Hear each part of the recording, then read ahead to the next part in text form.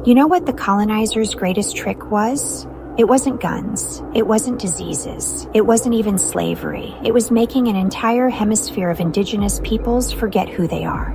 Think about it. Before 1492, the Americas were completely indigenous. North America, Central America, South America, the Caribbean, all of it. Millions of people, thousands of nations, all indigenous to this land. But if you ask most Black Americans today if they're indigenous, they'll say no. If you ask most Mexicans or Dominicans or Puerto Ricans if they're indigenous, they'll give you a whole speech about being mixed. If you ask someone with Native American on their tribal card if they're related to Black folks or Latino folks, many will say absolutely not. How did we get here? How did one continent of indigenous peoples become Black, Hispanic, and Native American, three groups that don't even recognize each other as family? That's what we're breaking down today. And I'm warning you right now, this is going to make you angry. Because once you see how they divided us, you can't unsee it. Let's start with the Black folks. The ones they told have nothing to do with this land. Taking into account that Columbus didn't find America, there are stories of Black natives from the South pre-colonization, Black Caribs. These peoples traded the metal guanin, which was a Taino alloy, 56% gold, 18% silver, 25% copper, that required high heat smelting and was indigenous to the Caribbean and Central America, not specifically African. Before European contact, there were dark-skinned indigenous nations all across what's now the United States. The Washita Nation claims to be the oldest indigenous nation in North America. Dark-skinned peoples built the thousands of mounds across the Mississippi Valley and the Southeast. These weren't mysterious structures. They were ceremonial sites, burial grounds, astronomical observatories built by sophisticated civilizations. But here's what happened. When Europeans started the transatlantic slave trade, they had a problem. They were kidnapping millions of Africans and forcing them into slavery on stolen indigenous land. Meanwhile, they were also genociding and enslaving the indigenous peoples whose land they'd stolen. So they started mixing the populations. Enslaved Africans and dark-skinned indigenous peoples forced together. Their children, what do you call them? African? Indigenous? Both? The colonizers decided Negro, colored, Black. They legally reclassified dark-skinned indigenous peoples as Black or Negro to strip them of any claim to the land. Because if you're indigenous, you have a land claim. If you're just Black, you're a slave with no rights to anything. The Washita Nation filed claims in court arguing that the Louisiana Purchase was illegal because the French couldn't sell land. They didn't own land that belonged to the Washita people. You know what happened? Dismissed, ridiculed, ignored. Because by then, they'd successfully convinced everyone that dark-skinned people in America were either descended from enslaved Africans and the category Black indigenouses was erased. They sent the lighter-skinned survivors to boarding schools where they beat the indigenous languages out of them, cut their hair, renamed them with European names, assigning chiefs with mixed European blood working and trading with the colonizer. Fast forward to today. Millions of Black Americans get DNA tests and find out they have significant indigenous ancestry. And they're shocked because nobody told them. Their grandparents didn't know, or knew but were taught to be ashamed, or knew but it was too dangerous to claim during the Jim Crow era. The one-drop rule made sure of that. One drop of African blood, you're Black, not indigenous, not mixed, Black, period. No land claims, no tribal recognition, just Black.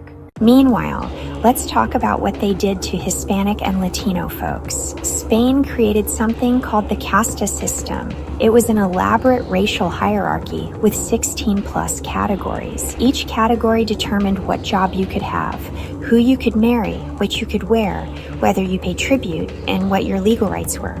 At the top, Peninsulares, people born in Spain. Then Criollos, Spanish people born in the Americas. Then it got complicated.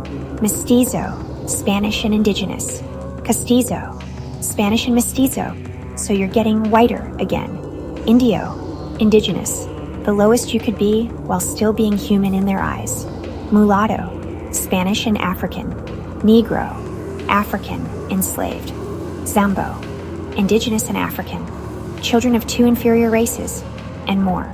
Coyote, Lobo, Chino, Salta atrás. Jump backwards, meaning you were supposed to be getting whiter, but you came out darker, so you regressed.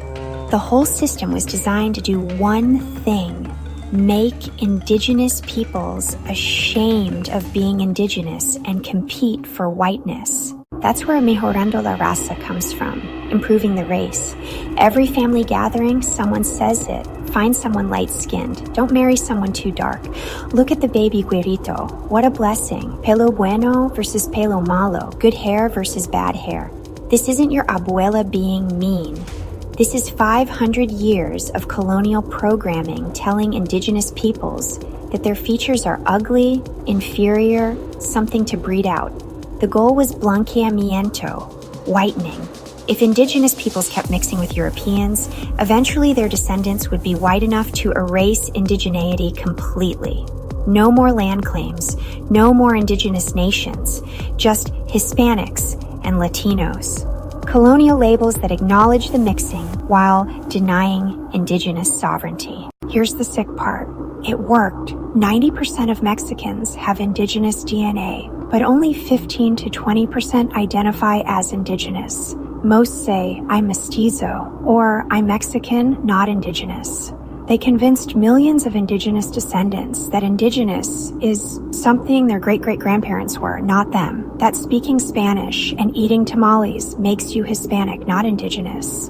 That claiming indigeneity is romanticizing or appropriating when it's literally your bloodline. The land is still stolen. The colonization is ongoing. But now, indigenous peoples themselves deny their identity and police each other with colonial categories.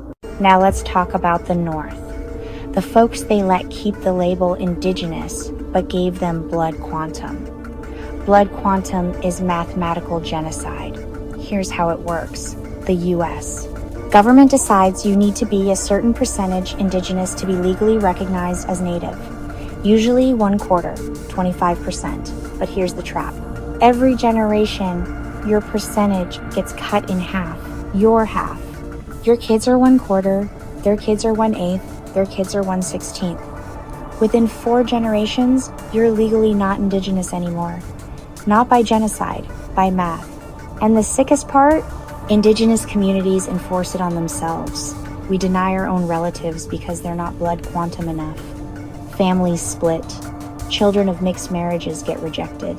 Light-skinned relatives get called not really native, all while white families stay 100% white forever, because whiteness doesn't work by percentages.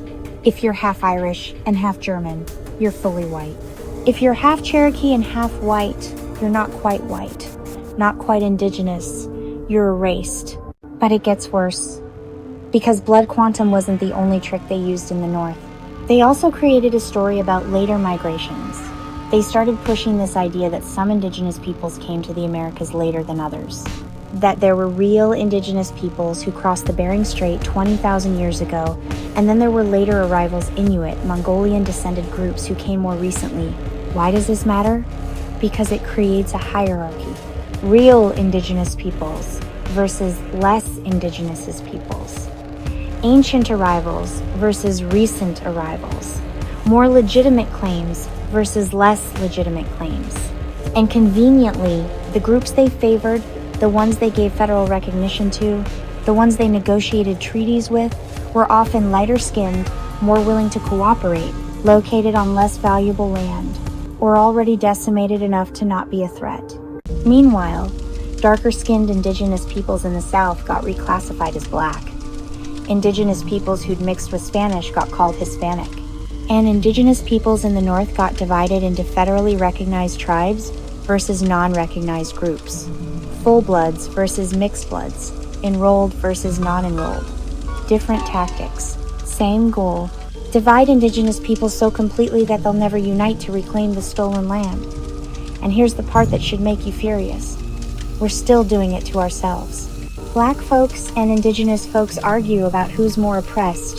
Hispanic folks distance themselves from indigeneity to claim whiteness.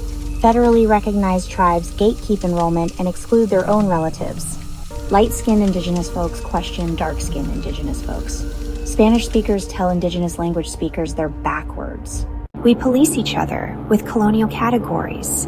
We compete for colonial recognition. We fight over crumbs while the people who stole everything watch us destroy each other. Because here's what they fear most. They fear us recognizing that Black, Hispanic, and Native American are colonial inventions designed to divide us. They fear us understanding that we're all indigenous to this land or descended from peoples who are. They fear us uniting across these fake categories and demanding the land back. Think about it. If Black Americans with indigenous ancestry united with Hispanic folks with indigenous ancestry and federally recognized tribes, we'd be the majority of this country. We'd have legitimate claims to almost all the land. We'd have the numbers, the legal precedent, and the moral authority to demand real reparations and land back. That's why they divided us. That's why they created these categories. That's why they taught us to police each other. But here's the truth they can't erase. Before colonization, we were family. Our ancestors traded with each other, shared knowledge with each other, intermarried with each other. The idea that indigenous peoples of the Americas are fundamentally separate groups is a lie. Yes, we were different nations with different languages and different cultures, but we recognized each other as peoples of this land. We didn't have concepts of race the way Europeans did. We had nations, tribes, clans, families, not biological hierarchies. The colonizers brought race. They brought blood quantum. They brought Casta systems and one-drop rules and federal recognition criteria. They brought all the tools designed to make us forget we're family. So what do we do about it? First, we learn the history. We understand exactly how they divided us. We read the documents, study the laws, trace the genealogies.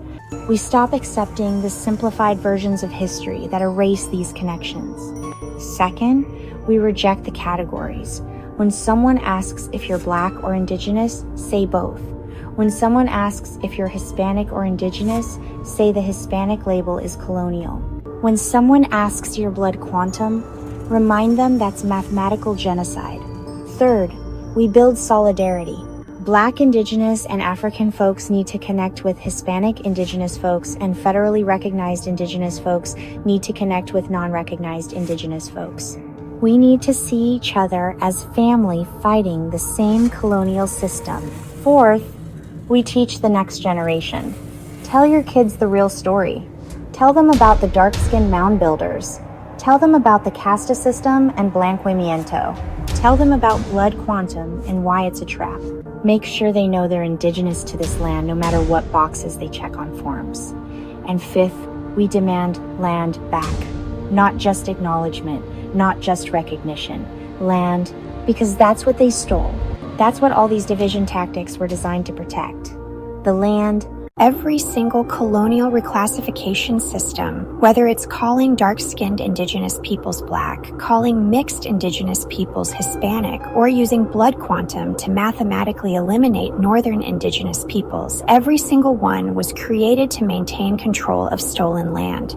So when we unite across these false divisions, we're not being divisive, we're not diluting anything, we're returning to the truth that existed before they divided us. We're reclaiming what they tried to erase.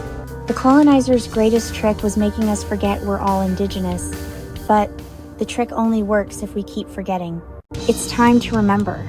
It's time to reject their categories. It's time to unite as indigenous peoples of this land and demand what's ours. They divided us into Black, Hispanic, and Native American. But we were here first, all of us. And we're still here. And we're remembering who we are. That's what terrifies them. Our memory, our unity, our refusal to stay divided.